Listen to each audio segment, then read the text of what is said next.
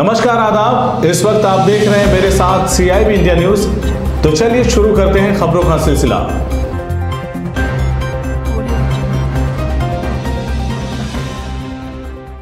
आजमगढ़ जिले के कंदरापुर थाना क्षेत्र के शाहपुर बभनपुरा गांव में मकान की सीढ़ी तोड़ने के विवाद में मनबड़ों ने वृद्ध की हत्या कर दी, जबकि उसका बेटा बुरी तरह से घायल हो गया।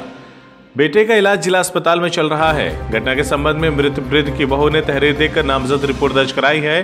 पुलिस ने 3 लोगों के विरुद्ध केस दर्ज कर उनकी तलाश शुरू कर दी है। शाहपुर बभनपुरा गांव निवासी ज्वाला प्रसाद उपाध्याय, जिनकी उम्र 72 वर्ष है, उनकी 2 बेटी और 1 बेटा है। ज्वाला प्रसाद ने कंदरापुर बाजार में दुर्गा जी का एक मंदिर बनवाया था, जिसकी देखभाल उनका बेटा दुर्गा प्रसाद करता है। ज्वाला प्रसाद अपनी पत्नी शीलावती और छोटी बेटी के साथ गांव के मकान पर रहते थे, जबकि बेटा और बहू कंदरापुर बाजार में स्थित मंदिर पर रहते हैं। ज्वाला प्रसाद उपाध्याय का गांव में मकान बन रहा था। मकान के मुख्य दरवाजे पर लगे चैनल में 3 सीढ़ी निकाल रहे थे, जिसका पड़ोसी श्रीराम उपाध्याय व अन्य लोग विरोध कर रहे थे।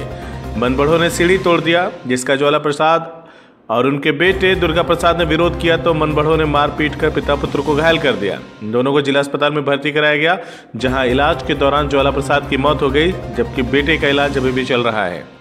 तो जमीन का कुछ विवाद था, सीढ़ी बन रही थी, उसी को लेके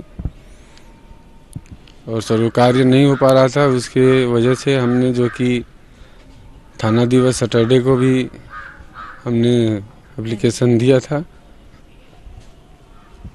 और जन सुनवाई DM साहब के यहाँ भी मैंने अपना एप्लीकेशन लगाया था। किसी के बिहाफ पे कोई काम नहीं हुआ। उसके बाद भी हम लोग फिर काम किए, काम थोड़ा बहुत हुआ। उसके बाद फिर वो एंटी पार्टी जो आई, हम लोगों को पहले बातों से टॉर्चर किए, फिर उसके बाद लाठी डंडा पहना उठा के मेरे फादर को, मेरे मदर को और मुझको मारे। तो इनमें कौन घायल हुआ है और कोई मृत्यु हुआ है? सर, मेरे फादर की मार के हत्या कर दी गई और मैं ऑलरेडी आपके सामने कैमरे में हूँ, मैं ट्रीटमेंट में हूँ। मेरा नाम जयप्रकाश उपाध्याय। आज क्या घटना घटी? आज घटना ये घटी कि हमारे रिलेशन में रिश्तेदार हैं, तो हमको ये पता लगा कि इनके यहाँ शाम को मार हुई ज़मीन को लेकर के। ये बार बार थाना और पुलिस का चक्कर काटते रहे, कोई सुनवाई नहीं हुई, जिसमें ये लोग अपना घर के सामने छोटी सी जो है बूढ़े थे, उनको चढ़ने उतरने में दिक्कत हो रही थी, तो अपना एक ईंटा लगा करके सोचे कि हम अपना बना लेंगे, चढ़ना उतरना हमको आसानी हो जाएगी।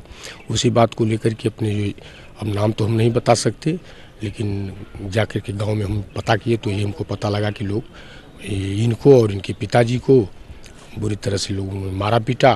तो शाम को लड़के तो चले आए अस्पताल और इनका इलाज हुआ और उनका कोई ध्यान भी नहीं दिया, क्योंकि अकेले ही लड़के थे, ये एक पतोहू थी और उसमें वो डिस्टर्ब हो गई। और वहाँ से तब तक जो है 3 बजे भोर में उठा पठा करके उनको भी लेके आए और लेकर के आए यहाँ, उनका भी डेथ हो गया। तो कहीं मानते हैं कि पुलिस की लापरवाही और प्रशासन की लापरवाही है कितने दिन से? हाँ, बिल्कुल लापरवाही। अगर शायद इस घटना को अगर सही ढंग से अगर उसका जाँच पड़ताल हुआ होता, उसका निदान किया गया होता, तो शायद ऐसी घटना नहीं होती।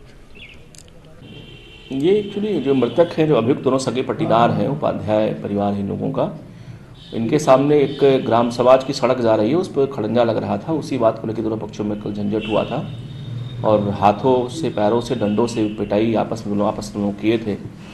और उसी में ज्वाला प्रसाद उपाध्याय की आज हॉस्पिटल में डेथ हो गई, जिसमें मुकदमा जो कल ही दर्ज था, उसको मुकदमे को तरमीम किया गया है और का पोस्टमार्टम करा के डेड बॉडी दे दिया गया परिजनों को, से क्रमेशन कर सकें और जो मुलजिम है उनके प्रयास जारी है। इसमें सर, परिजनों का आरोप है कि वो पहले भी थाना दिवस पे, तहसील दिवस पे ज्ञापन दे चुके थे अपना, लेकिन फिर भी कोई एक्चुअल बेसिकली मारपीट की ज्ञापन और एप्लीकेशन नहीं थी, बल्कि चूंकि वो समस्या चल रहा है उस ज़मीन को दोनों पक्षों में ले करके कि ज़मीन की स्वामित्व विवादित था, उसमें इस बात को लेकर एप्लीकेशन दिया था उन लोगों ने और उसी बात को लेकर झगड़ा उन लोगों का कल हुआ है। कल का मुकदमा इनका दर्ज था, उसी मुकदमे के तहत ये आए थे, एडमिट थे अस्पताल में, तो वहीं इनकी मौत रात में हुई है। मुकदमा हम लोग दर्ज करा दिए हैं इसमें और आवश्यक कार्रवाई इसमें हम लोग करने जा रहे हैं। कितने लोग की गिरफ्तारी है? मैं अभी बात करूँ स्टेटस में बताता हूँ आपको, मैं डिटेल कितने लेवल स्टेटस में हुए हैं।